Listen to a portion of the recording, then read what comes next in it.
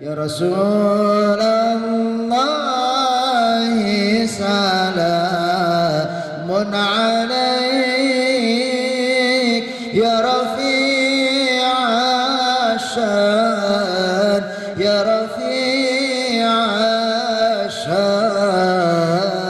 ya rafi'asyani wa daraji. Assalamualaikum Ustadz. Menurut Ustadz, apakah suami yang sering selingkuh ada hubungannya dengan contoh dari orang tua laki-lakinya yang punya sifat yang sama? Bagaimana cara menyikapinya, Ustadz? Wah, ini pertanyaan agak berat nih, Ustadz. Silakan, Ustadz. Iya, pertama selingkuhan banyak faktornya. Tidak dilihat dari satu sisi bahwa peran dari dia dalam hal ini misalnya mendapatkan dari contoh yang buruk sangat mungkin. Ya, artinya peluang bahwa dia mendapatkan inspirasi dari ayahnya. Karena gini, luka batin itu kadang ditularkan kepada perilaku yang sama. Mengapa pelaku, kenapa pelaku sodomi bisa melakukan sodomi? Ya, misalnya bukan korban sodomi bisa menjadi pelaku sodomi. Rata-rata korban sodomi menjadi pelaku sodomi karena dia ingin mengulang sesuatu yang pernah dia rasakan sakit itu. Ya, dia pernah melakukan itu. Atau misalnya mengapa di beberapa kampus korban ospek mahasiswa melakukan tindakan kekerasan, dia akan mengulangi kekerasan yang sama. Karena ternyata walaupun dia merasa tidak suka, tapi dia berada dalam posisi yang berbeda yang merasakan sensasi untuk mengulangi atau mencobanya.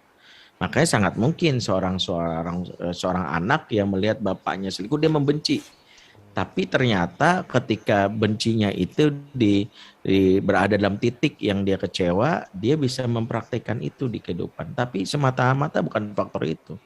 Ya, saya mengurai banyak hal karena saya dalam beberapa bulan atau beberapa tahun ini justru mendapatkan banyak kasus perselingkuhan, bahkan dari boleh dibilang yang konsultasi via WA ya, yang banyak sekali sampai ribuan, saya juga belum sempat menjawabnya, itu hampir 80% bahkan 90% itu seputar perselingkuhan.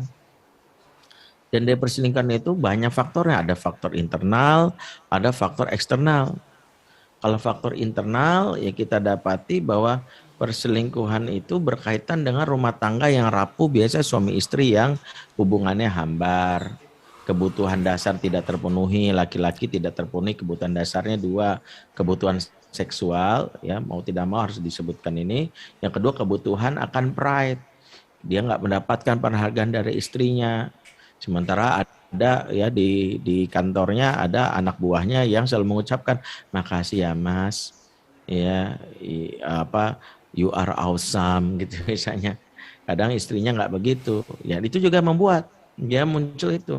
Nah kalau faktor eksternal ya, yang berikutnya faktor internal tuh lemahnya iman, dia juga nggak punya kekuatan spiritual yang bagus, mudah tergoda. Nah faktor eksternal itu ya dia tarik wanita yang begitu kuat, ya fitnah wanita itu kan disebutkan Rasulullah, ya ma taraktu ba'di fitnatan adoro ala rijali minan nisa, tidaklah aku tinggalkan fitnah yang berat bagi laki-laki kecuali fitnah perempuan.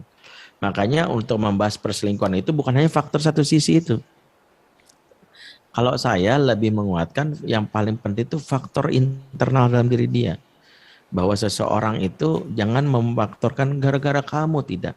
Makanya yang harus diperbaiki adalah jiwa seseorang yang berselingkuh itu perbaiki satu, kesadaran bahwa dia takut akan hisab Allah, akan dosa. Itu paling penting.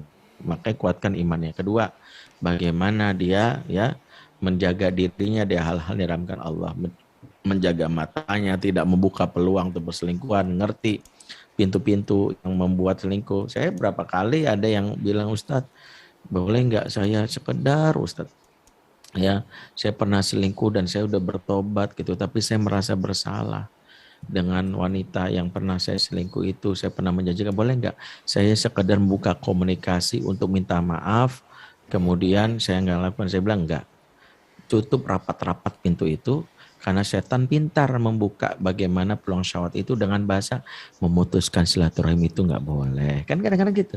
Makanya kadang dibujuk supaya reunian. Kalau kita punya masa lalu dengan seseorang, kemudian berada dalam satu grup, maka lebih baik tinggalkan grup itu. Kenapa? Dari sisi ilmu otak, perselingkuhan itu bisa dipicu dari hormon yang tertinggal, namanya oksitosin.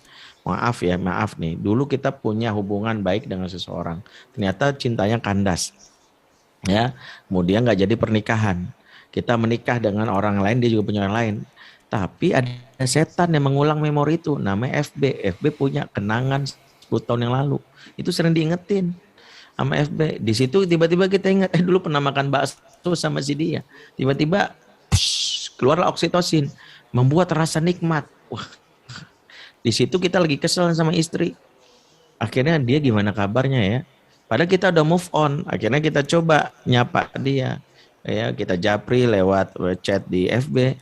Hai, disinilah berlaku hukum. Gara-gara hai titik rusak move on sebelanga. Nah inilah yang membuat akhirnya banyak terjadi kasus seperti itu. Makanya kalau saya jujur aja, orang itu dikuatkan untuk nggak menatap masa lalu, udah balik. Selesai udah. Kalau dia malah masih punya harapan nggak, mendingan nggak usah. Tapi kalau ternyata dia sudah benar-benar nggak ini, sudah. Ya, misalnya kalau di reunian dia masih punya harapan, kemudian jangan tinggal. Mungkin kita enggak, tapi belum tentu dia. Ini nggak usah. Wallahualam bishawab.